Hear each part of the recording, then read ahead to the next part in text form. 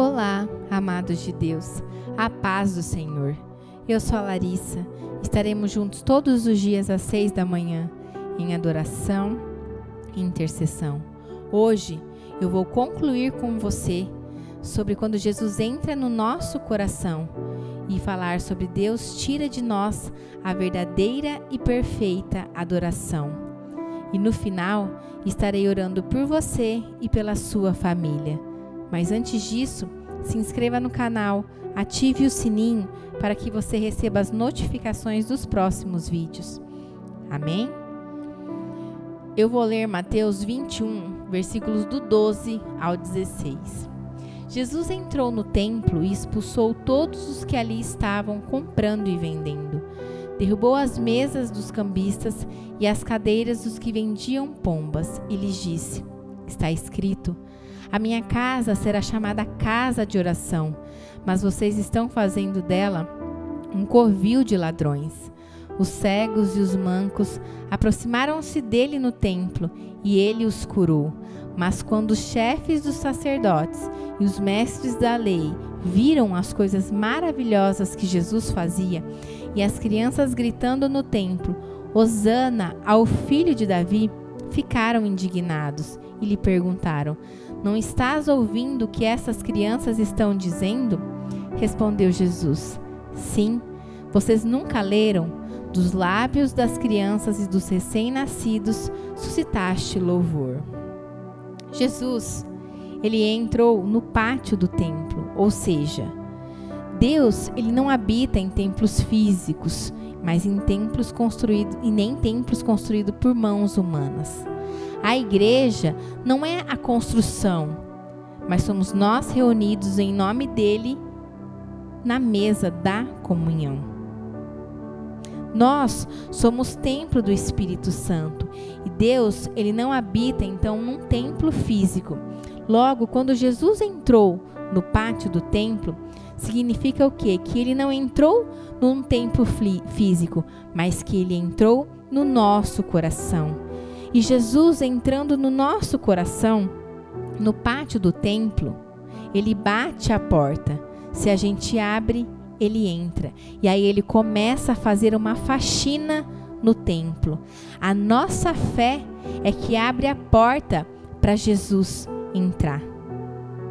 E Jesus, ele habita em nós através do Espírito Santo no nosso coração. O coração é o lugar que Jesus ele vai entrar e ele vai começar a expulsar tudo o que existe de errado no nosso coração. E o texto diz que ele expulsou todos os que estavam ali comprando e vendendo. Também derrubou as mesas dos cambistas e as cadeiras dos comerciantes de pombas. Ou seja, Jesus, ele vai expulsar, vai virar, vai eliminar todas as mesas do seu coração. E você precisa agradecer a Deus quando ele for te corrigir, quando ele te podar, porque o pai corrige o filho que ama. E a mesa é um lugar de relacionamento, um lugar de intimidade, um lugar de comunhão. E Deus, ele tem ciúmes de você. E ele não vai permitir outras mesas no seu coração que não seja dele. E à medida que ele entra no pátio do templo, ou seja, que você diz amém, sim Senhor, pode entrar. Que você entende que você é salvo pela graça. Ele vai entrar na sua vida e vai começar a dizer: opa, peraí, tem mesas aqui que não são minhas, tem relacionamentos internos que não são meus e eu preciso virar essa mesa. Eu preciso fazer uma faxina santa, eu preciso mexer dentro de você. E uma das mesas que Jesus vira é a da meritocracia, quando você acha que as suas obras, as suas penitência ou a sua oferta é que vai te levar para o céu, né? E não a graça, que é o favor imerecido. Você anula o sacrifício de Cristo. E essa mesa, ela é virada com entendimento. Outra mesa que Jesus vira na nossa vida é a da vitimização. Quando nos colocamos como vítimas e Deus tem que julgar a nossa causa porque somos injustiçados. E essa mesa se vira com gratidão. Você precisa sair desse lugar de comiseração e entrar no lugar de gratidão. Outra mesa que Jesus vira quando entra no nosso coração é das intenções impuras. Quando fazemos algo bom, mas com a motivação errada. Deus, Ele conhece o nosso coração. Ele sabe o porquê você fez aquilo para outra pessoa. Ele sabe porque você ajudou aquela pessoa. E para virar essa mesa, precisa de confissão. Nós precisamos confessar a verdade que está dentro do nosso coração. Não adianta mentir. Deus, Ele conhece o nosso coração e as nossas intenções. Outra mesa que Jesus vira quando entra no nosso coração é da religiosidade. Quando a gente se acha mais santo do que os outros e muitas vezes nos achamos mais superiores que os outros. A religiosidade, ela faz a gente mostrar uma espiritualidade e esconder a carnalidade. Mas a espiritualidade é para ser vivida e não para ser exposta. É você orar em línguas, mas guardar a língua também todos os dias. O princípio da espiritualidade não é exposto, ele é escondido. Muitas vezes na igreja nós mostramos espiritualidade, tratamos os irmãos da igreja super bem, mas os de casa nós tratamos muito mal. E essa é uma mesa que o Senhor precisa virar no nosso coração, porque o nosso coração ele está sujo. Outra mesa que o Senhor vira no nosso coração é a da comparação. Quando a gente pauta a nossa vida a partir dos outros, a partir da opinião dos outros, a partir do modo de viver dos outros, e não a partir daquilo que Deus pensa e diz a nosso respeito. E essa mesa se vira com identidade. Nós precisamos descobrir quem realmente nós somos em Deus. Quem nós realmente somos. E o texto continua dizendo no versículo 13 que Jesus repreendeu dizendo: está escrito, minha casa será chamada casa de oração, e vós, o contrário, estás fazendo dela um covil de salteadores. Quando você abandona o quarto de oração, a sua vida de oração, você começa a aceitar a glória para você. Aí as pessoas começam a te elogiar e você começa a achar que você é bom mesmo. E você vai saindo dessa vida de oração. Mas se você permanece com a sua vida de oração, com o quarto de oração, o seu coração vai estar inclinado a Deus e você não vai deixar a glória ser sua. O coração inclinado para Deus não deixa a glória ser sua. Você dá a glória para Deus. Por isso que ou é uma casa de oração ou é uma casa de salteadores que rouba a glória de Deus. Ou o seu coração está inclinado para Deus em oração, ou você vende o seu coração para outros deuses e prazeres. E o texto continua no versículo 14. Então levaram Jesus no templo, cegos e aleijados, e ele os curou. Quando essas mesas são viradas dentro de nós, Jesus não fica só no pátio do templo. Jesus ele começa a entrar. Ele entra no quarto da nossa intimidade. Aí você começa a se tornar íntimo dele. E ele vai te curar as tuas mazelas, os seus medos, as suas feridas, o seu passado. Tudo é dissolvido e você é curado pela cruz. Jesus entra no pátio e ele começa a virar as mesas. E aí você vai dizendo amém. E essas mesas são viradas. E ele fala: eu vou entrar no templo agora. Vou lá dentro. Vou começar a curar as mazelas mais secretas do seu coração. Vou começar a realizar os desejos mais secretos do seu coração. Vou começar as restaurações mais profundas na sua vida. Vou começar a mexer em lugares que pastor nenhum, que psicólogo nenhum, que psiquiatra nenhum consegue entrar. Só o meu espírito e a minha palavra vai começar a dividir o que é carne, alma e espírito. E cada vez mais você vai começar a se tornar parecido com Jesus. Você vai ser curado. Todas as mentiras, traições, passados mal resolvidos. Agora, ele vai curar áreas da sua vida que não andam. Ele vai entrar e vai pôr a casa em ordem para que você seja frutífero e para que você possa ser bênção na vida de outras pessoas. E o texto continua dizendo, no versículo 15, entretanto, os chefes dos sacerdotes, dos escribas, viram maravilhas realizadas por Jesus e as crianças clamando Hosana, revoltaram-se, indignaram-se e eles disseram que essas crianças estavam clamando. Então, sempre que Jesus entra na nossa vida e as mesas elas são viradas, duas pessoas se manifestam dentro de você.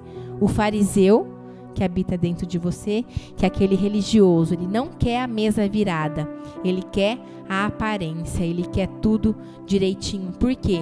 Porque a unção é mais importante que o caráter. Ele não quer expor as suas mazelas, ele quer escondê-la. Só que existe outra pessoa dentro de você, quando Jesus entra na sua vida e vira as mesas, é a criança. É quando o fariseu se manifesta, a criança também se manifesta dentro de você. E a criança é aquela que não tem medo da verdade, que dorme em paz, que confia em Deus. A criança que tem dentro de você, ela tem uma fé simples.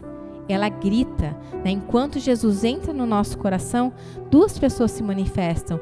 Os religiosos, os fariseus se manifestam e as crianças gritam Hosana. E o que significa Hosana é socorre-nos. A criança que habita dentro de nós, ela não tem medo, ela não tem vergonha de gritar por socorro. E o texto continua dizendo, no versículo 16, Jesus respondeu, vocês nunca leram que dos lábios das crianças sai um louvor perfeito? Jesus aqui ele não está falando que a criança canta no tom certo. A Bíblia ela não está falando que a criança canta afinado. A Bíblia não está falando de música, a Bíblia está falando de coração. Quando você tira o perfeito louvor de alguém, quando Deus fala que tira o perfeito louvor de você, não é da sua boca, é do seu coração. Por isso que Ele vai derrubar as mesas que estão dentro do coração, porque só assim o Senhor vai poder extrair o perfeito louvor de você. Um recém-nascido, ele canta? Não, né? Um bebê, fisicamente, ele canta? Não, mas um recém-nascido na fé canta. E Jesus, ele está falando dos novos nascidos na fé, aqueles que entraram no reino de Deus agora, que se converteram de verdade. Jesus está falando do bebê da fé. Ele está dizendo, aqueles que se converteram no nosso amor, eu tiro o perfeito louvor. Eles são sinceros, porque ele é perseguido, os amigos deixam ele, ninguém mais quer falar com ele. As críticas muitas vezes começam dentro da sua própria casa, mas ele está lá, eu amo Jesus, eu amo Jesus. O perfeito louvor não sai de canções afinadas, mas daqueles que vêm de um coração sincero, de um coração genuíno, sem máscara, sem falsidade, sem hipocrisia e sem vestígios de fariseu. A adoração, a música que Deus ele recebe de você é quando você é sincero com Ele. Quando você está lá no quarto, só você e Ele, você fala, Pai, eu estou sem fé. Pai, eu não estou acreditando que isso vai dar certo. Pai, eu estou triste. Pai, eu estou com raiva. É quando você é verdadeiro. Você precisa ser verdadeiro. Ser simples e sincero. E não pomposo, cheio de mentiras. Jesus, Ele vai virar todas as mesas cambistas que estão no seu coração. Jesus, Ele vai trocar todos os valores e medidas. E Ele vai calar o fariseu que habita dentro de você, para que a criança possa vir e gritar para o socorro. Amém? Vamos orar? Pai, em nome de Jesus, obrigada, Senhor, pela Tua presença, pela Tua palavra, Jesus, que é viva, que é eficaz, que nos cura e nos liberta. Pai, eu quero ministrar sobre a vida dessas pessoas, que o Senhor tire delas, Senhor, o perfeito louvor, a perfeita adoração, em nome de Jesus. Sim, Deus, que elas tenham um coração sincero e genuíno, Pai, em nome de Jesus. Que elas sejam de verdade, Pai, em nome de Jesus. Que elas vivam sem falsidade, sem máscaras e sem hipocrisia, ó Pai, em nome de Jesus. Que elas sejam simples, verdadeiras e sinceras, em nome de Jesus.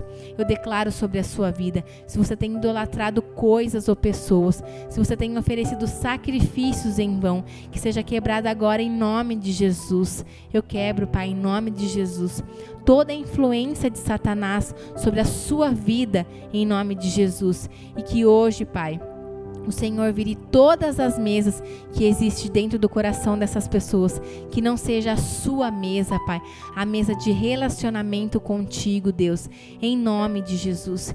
E eu quero orar, Pai, por aquelas pessoas que têm deixado o seu nome, o nome dos seus, pedindo oração. Sim, Pai, eu não sei aquilo que elas precisam, mas o Senhor sabe.